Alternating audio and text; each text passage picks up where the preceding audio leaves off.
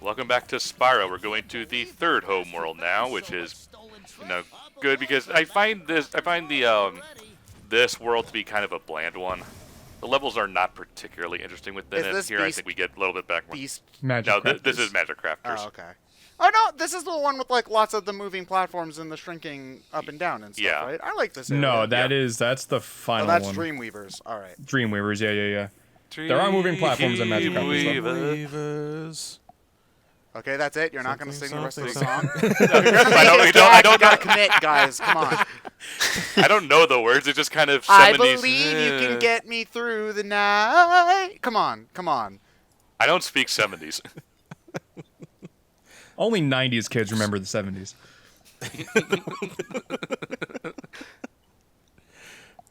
Oh, this looks nice. Yeah, so Spyro 1 does a weird thing where, like, every world sort of alternates between super fantasy, then kind of gritty and realistic, and then back to cartoony, and then the next one is more dark and dreary, and then back to like, it just alternates. Huh. Odd. Yeah. I mean, Rayman 1 does the same thing, actually. Yeah, only it starts with the more down to earth one, and then and then changes. Yeah, because you know what, you're right. What the hell? Look at these guys. What are you holding? Yeah. Is that? It's a scepter. Scepter, yeah. Is it a scepter? It looks like a drill. Okay. Drill. Okay. Oh it looks my God, like this is the first time we've clearly heard that sound. And Yeah. what? That Oh yeah, the sound that the egg they are thieves money, but make. they actively mock you. They're assholes. Yeah. What are the eggs for again? Completion. Oh, Yeah, they're just completion. just another collectible. You only okay. literally. So Spyro 1 is weird in that you don't. It has a lot of collectibles that don't mean anything. So you need. It's like you need to get like 10 dragons to get through to get to the second world, and then it's by gems, and then one of the worlds is by eggs for some reason. And then it goes back to dragons again for some reason. It's really weird considering how easy it is to collect everything. It just seems arbitrary. It is arbitrary. Like I think I think they might not have known what they wanted to make each thing do, so They just kind of made the requirement there, just so you had to make sure you got something. yeah, because this kind of you need an item to be like a coin in these kinds of games so that you can guide the player to certain things. So they needed gems to exist and whatnot, but they didn't have a purpose for them pretty much. And I mean, it doesn't really matter if you're playing the game to 100% it anyway. You're collecting the gems because it's fun to collect them, So it doesn't. It only matters for people who are, just going for the bare minimum. It's like, why do I have to worry about gems now, but I didn't have to worry about it anymore? Because theoretically, you could ignore every single gem after this point, and they don't serve any purpose. But So like, speaking of collectibles, does anyone know like the differences with the Japanese version of this game? Oh, it's weird. Like apparently the game runs at like half the speed. Like Spyro runs way slower. Well, you physically can't run. You physically can't run at all. What? I think you can run, but it doesn't up your speed much like it does in this. Wow. It's really weird. It has a constant like top-down camera, but they also added another collectible in the way of like flying dragonfly eggs or something like that. What? Yeah, there's another collectible, and it's like it's weird because like I think if you collect them, it doesn't even make a jingle that they were added in so last minute. But there are like dragonfly eggs that you can collect in the Japanese version that also do nothing. They added another collectible to the Japanese version that had nothing to do with anything. I have to wonder why they made all those changes to the Japanese version of the game. Like, Well, the top-down camera, I think I know, because the Japanese gamers were pretty late to get used to the 3D stuff. Yeah, the idea of a fully controlled camera. And I think that maybe they also thought that going as fast as you do in 3D was too much, so that's why it also runs slower. Yeah. Like I get those, but you also unlock the American run speed by beating the game. So if you beat Spyro 1 Japanese, you unlock the run speed of Spyro 1 American. Can you play a new game with it, or It's is very it weird. like Spyro 2 where you just have it now? bizarre. You have the Super Flame now. for whatever. Also, every level in the Japanese version is actually numbered, so it's like Mario 1-1, 1-2, 1-3. Because the most Crash ever got was like hints. Oh, so yeah, Spyro 1 actually added hints as well.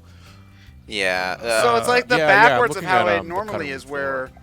you know, normally the Japanese think that we're dumb, stupid American babies, and now they're dumb, stupid Japanese. I've said this. Turn. Yeah. This is from the cutting room floor. Multicolored signposts just scattered very liberally throughout the game, providing textual hints of flame, something which is actually used as a placeholder for unfinished dragon cutscenes in early versions of the game, My Soulful. However, their frequency combined with how easily they can be inadvertently activated render them more of an annoyance than anything else.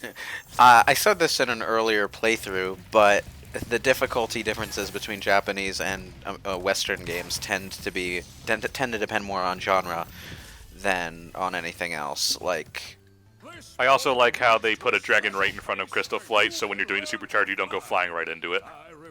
Right? It's good design. Like it's weird. Like the Japanese don't seem to have had this period where they weren't very good at 3D in general, or 3D platformers, but they were always like better or something at 2D action games or something like. Well, wasn't it Japan that, I think it was Super Mario Galaxy 2, they released a DVD with the game that was like, here's how you play this game. And it's like, here's, you jump with the A button. Like, they actually released a DVD of this with Galaxy 2. So Japan with 3D games has always been a lot slower than America. Yeah. Meanwhile, we were slower with RPGs. For a long period of time, they tended to have easier versions of 3D action games or survival horror games, that kind of thing. Yeah. It's just a weird cultural thing, I suppose. Yeah. I just think it's a super interesting topic. I remember, like, with Metal Gear Solid 3, the reason the original MGS3 didn't have a fully controlled camera like the far superior subsistence version was Kojima was pretty stubbornly against it because 3D camera gave him motion sickness or something. And then they finally said, no, this is how it's gonna fucking work. Yeah. And he's like, okay, fine. It just works better. Yeah, well, you know, the top-down camera was fine in 1 and 2, where you had a radar that picked up the slack for you, but in 3... Is there a game you guys prefer over one region or another because of, like, differences?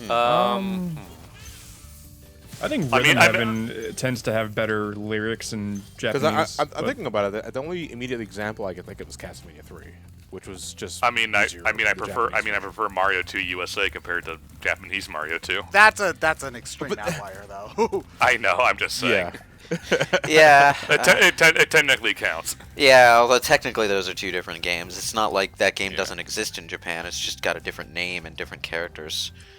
Although oddly enough, I would probably say that Mario 2 USA is a more fully fleshed out game than Doki Doki Panic was. Oh no, it is, because Mario 2 Japan is basically just a ROM hack. You know, there are. Wait a minute. Are you telling me that glorify. Super Mario Bros. 2 in Japan is Doki? I didn't know this. No, Japanese Doki Doki Panic. Super Mario Brothers in Japan is Doki Doki literature. Oh my god! Can we not go there? I wasn't expecting that. I was not expecting that at all. Original Japanese Doki Doki Panic characters are missing certain abilities. Like, there's no reason to play as Mario in that game, or Papa, I guess it would be. Why? Yeah, everyone's favorite character. Put him in Smash. Well, Papa. Well, Mario and Doki Doki Panic in Mario 2 US. But there were no stat differences is the thing. Oh, Not so as some Mario. characters. There was no reason to play as the Mario character over the Toad one.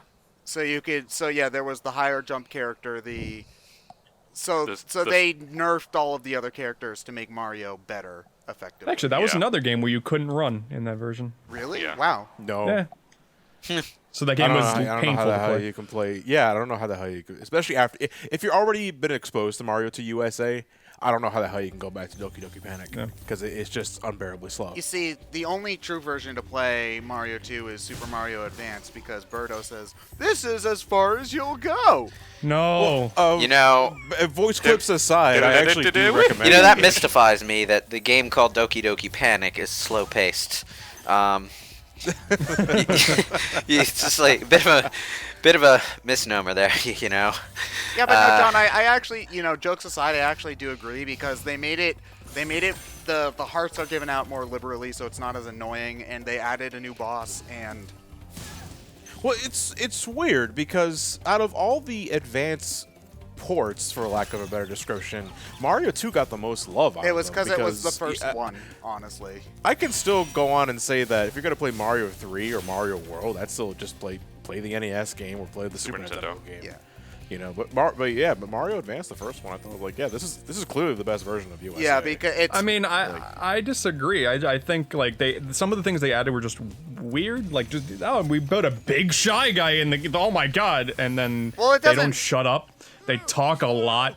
It's my thing with Link to the Past. Also, like Link to the Past, I didn't need Link yelling. Have you played Minish Cap on GBA? What's that? Have you played Minish Cap on GBA? Yes. But when I play Link to the Past, I don't want to deal with that. And when I play Mario 2, I don't want to just what I needed. I don't need that every 2 minutes. I also like the added collectible coins that they had in the beginning in each world as well, because the star coins are not interesting or unique. They've been in games since 2001. All right, they don't make the new Super Mario Brothers games interesting in design because it's not a new idea. So, we can. I'm sorry, I'm just bitter about new Super Mario Brothers these days. We've noticed. We all are. We all. You want to know what's the best portable Mario game though? Super Mario Brothers Deluxe on the Game Boy Color. I fucking love that. That's a really damn good one. I love that's my favorite way to play Super Mario Brothers. I played the hell out of that. Dude, they added Yoshi eggs and you can't play with Yoshi is garbage. Dude, you versus Boo is the best mode freaking ever. See that? That you ain't wrong. The music is so good. It's like, oh man. There's a reason why they put that in the Nintendo World Championships and everyone freaked out. Because multiplayer multiplayer Super Mario Brothers Deluxe is legitimately super stressful and a lot of fun. Like, me and my sister would play that because we wanted something else to do with our link cable besides just trading Pokemon. So... Actually, can someone immediately, without looking up a wiki or anything like that, what did you use the link cable for besides Pokemon trading? I know. You could Crystal Chronicles. You could also try Game Boy link cable. Okay. There's probably some Bomberman game. Okay. You want to know what you can do? There were Bomberman games. You can also transfer data between the Oracle games, so you don't have to input the ridiculously long code. If you play Sonic Battle, you can trade Emerald Game Boy cards. Advance. Game Boy. Well, it's still the same function. It's still the same function. You can use the Game Boy Color. Original Game Boy. Yeah, just Pokemon. Yeah. No, the Oracle games. More specifically, Mortal Kombat on Game Boy. More specifically, I used the link cable. I feel like there's no phrase in the English language that is funnier than Mortal Kombat on Game Boy. One of the funniest 4-word strings I've ever heard. I can give you one that's just as funny: Street Fighter on Game Boy. Well, no, you see, Mortal Kombat on Game Boy is funnier because the Game Boy, Nintendo's always been known as being kid-friendly, but the Game Boy and DS in particular were even more so because, that's the kind of thing that a lot of kids would play because of Pokemon and the general, low price of the thing. So, what are we going to put the most adult franchise on the planet? What system should we do? How about the Game Boy? Yeah, where you play Tetris and Pokemon and... there's Resident Evil also. The game... And Metal Gear. Resident Evil Gaiden. Holy fuck. It's like when people Call of Duty on DS, bro. I mean, I play Call of Duty. I recently went out of my way to find out what the hell people were talking about when they talked about Resident Evil Gaiden, and I did not expect a Game Boy based CDI game. But that's what I got. Golly, it sure is quiet around here, Barry. Some of the Girl, this is That's what not all true Chris's stars blood. members strive for. Some of the cutscene art is legitimately just as bad as those CDI Zelda games. I don't really understand what happened there. You know, I need Wesker to... has seized the mansion of Wesker's. Squadala, we're off. But you know what's weird about Resident Evil Gaiden is how many ideas originated from it that wound up coming back for like the Revelations game. Like I think Gaiden was the first Resident Evil game to take place on a boat, and you play as Barry fucking Burton, which was a Revelations 2 thing, and oh yeah, you're Come back when you're richest. you're going onto the boat Lamp to rescue oil, a previous rope, playable bombs. character. You want it? It's yours, as long as you have enough eggs. You can't kill me! I have Ouroboros. But you know, like you're going onto the boat to rescue a previously playable character who went missing on that boat, which is the setup for Revelations 1. I don't get it. Why did they bring back so many Resident Evil Gaiden ideas for Revelations? Is that what they did? It seems like it's what they did. And it's not like they don't recycle ideas anywhere else. Like the Resident Evil 2 remake is, there's quite a few Resident Evil Outbreak ideas that they brought back. It just makes more sense in that case because well, I actually was gonna plan on covering Gaiden when I get to the RE Marathon later this year. I'm wondering how much it goes. Is it for. as expensive as Ghost Battle? Did you look How it much? Oh, okay, never mind. That's new. Never mind. But Johnny, It's- you can just emulate it. I still like to have the physical card. But How much- Johnny, Johnny, how much is it going for, actually? New is $450. oh, listen, it's a tax write-off. Yeah.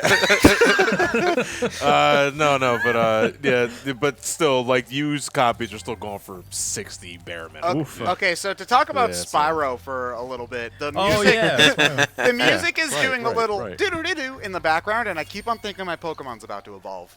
All right, so So I thought talking we were about Spyro, so Pokemon. yeah, I was about to say. Oh man. it's more on Something topic you could than use what the we Game were Boy Link talking cable about. for. Like the last 30 seconds of this video. Oh yeah, there was a Spyro video. Didn't you Welcome know to that if you BrainScratch. didn't you Yeah. know that if you took BrainScratch. your Dragonair into the Seafoam Islands on a Thursday and then turned could your get a Game Boy Yoshi. upside down and gave it a Thunderstone, it would evolve into Spyro. It's known as Doki Doki Panic.